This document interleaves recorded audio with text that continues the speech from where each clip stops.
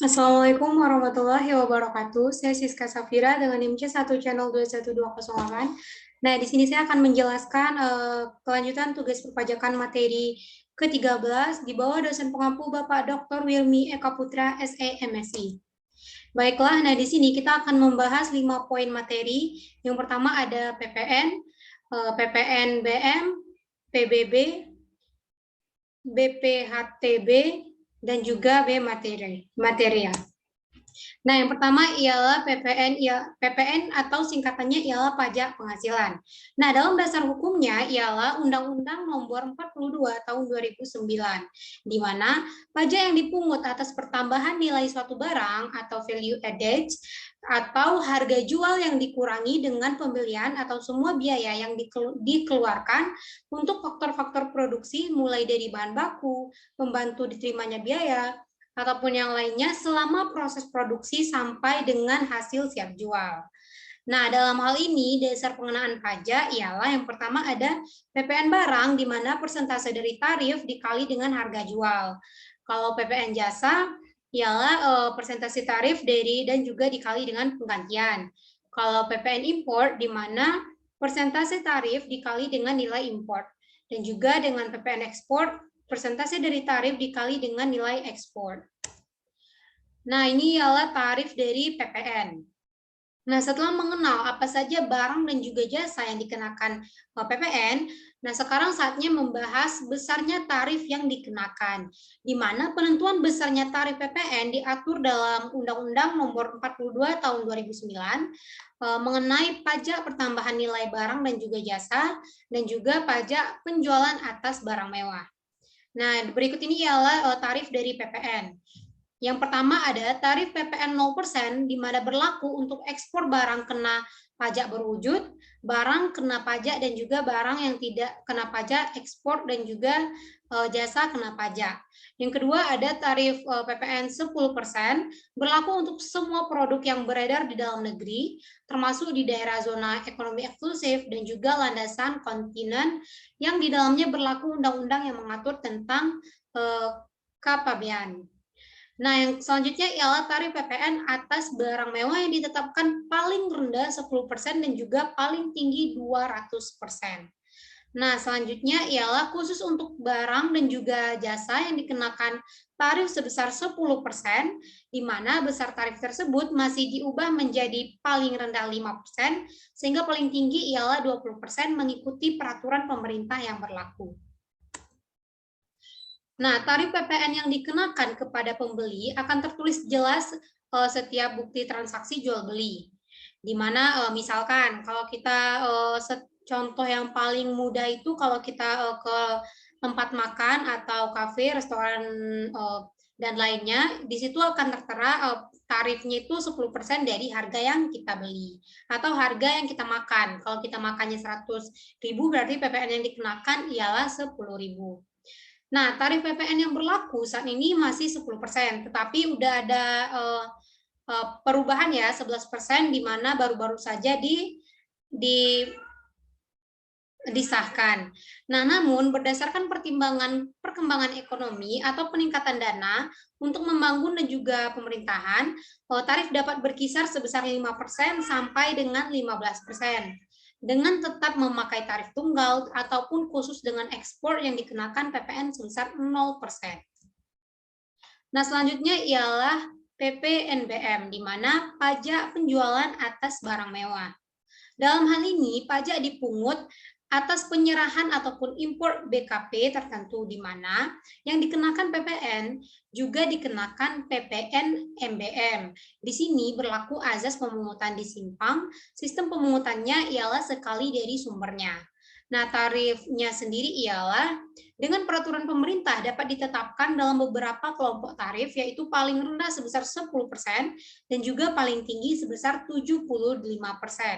Nah, tarif PPN BM ini berlaku hingga saat ini, ada yang 10%, 20%, 30%, 40%, 50%, dan juga 75%.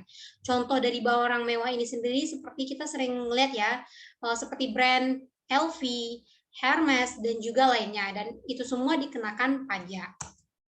Nah, selanjutnya ialah PBB. pajak bumi dan juga bangunan. Nah, dasar hukumnya sendiri ialah Undang-Undang Nomor 28 Tahun 2009. Pajak negara dipungut atas bumi dalam hal ini permukaan bumi dan juga tubuh bumi yang ada di bawah serta bangunan dalam instruksi teknik yang ditanam atau diletakkan secara bertahap di tanah ataupun di perairan. Di mana tarifnya sendiri ialah PBB menerapkan tarif proporsional di mana tunggalnya yaitu 0,05%. Di mana dasar pengenaannya ialah NJKP atau nilai jual kena pajak, NJOP dikurang dengan NJOP TKP, di mana cara penghitung PBB ialah persen dari pajak dikali dengan NJKP. Baiklah, selanjutnya ialah BPHTB, di mana bea perolehan hak atas tanah dan juga bangunan. Dasar hukumnya ialah Undang-Undang Nomor 20 Tahun 2000, pajak yang dikenakan atas perolehan hak atas tanah ataupun bangunan yang selanjutnya disebut dengan pajak. Nah, tarifnya sendiri ialah berdasarkan Perda nomor 18 tahun 2010 ayat pasal 7 ayat 1 besarnya pokok bea perolehan hak atas bangunan, tanah dan juga bangunan yang terutang dihitung dengan cara mengalihkan tarif sebagaimana yang dimaksud dalam dasar pengenaan pajak setelah dikurangi nilai perolehan objek pajak tidak kena pajak. Nah, jika nilai perolehan pajak tidak diketahui atau lebih rendah daripada NJOP-nya, maka digunakan dalam pengenaan PBB pada tahun terjadinya perolehan. Maka besarnya ialah terutang dihitung dengan cara mengalihkan tarif dengan NJOP setelah dikurangi dengan NPOP TKP. Nah, yang terakhir ialah bea materai. Nah, hal ini juga didasarkan dengan dasar hukumnya, di mana Undang-Undang Nomor 13 Tahun 1985, di mana pelaksanaannya diatur dalam PP Nomor 24 Tahun 2000. Dan dokumennya sendiri dikenakan, yang pertama ada beberapa syaratnya. Yang pertama ada surat perjanjian dan juga surat-surat lainnya yang dibuat digunakan sebagai alat bukti pengenaan atau perbuatan ataupun kekayaan yang bersifat perdata. Yang kedua, akta-akta notaris termasuk salinannya. Yang ketiga, akta-akta yang dibuat oleh PPAT termasuk rangkapnya. Yang keempat, dokumen yang digunakan sebagai alat pembuktian di muka pengadilan. Yang kelima, surat yang memuat jumlah uang. Yang keenam, surat berharga seperti wesel, proms, dan juga ASCAP. Nah, tarifnya sendiri ialah seperti yang kita ketahui ya, dulu tuh ada materai 6.000, di mana transaksinya sebatas 1 juta. Kalau materai 3.000 untuk transaksi 250.000 sampai dengan 999.000, pokoknya kurang dari 1 juta. Dan juga atas penggunaan cek atau biliet giro berapapun jumlahnya. Dan sekarang seperti yang kita ketahui ya, jarang sekali ya menggunakan bea materai yang tertera, malahan menggunakan bea materai 10.000. Nah, dapat kita simpulkan bahwa sesuatu untuk mengenakan pajak ataupun hal semuanya itu telah diatur dalam undang-undang perpajakan, yang artinya tidak mungkin kita sembarangan nih.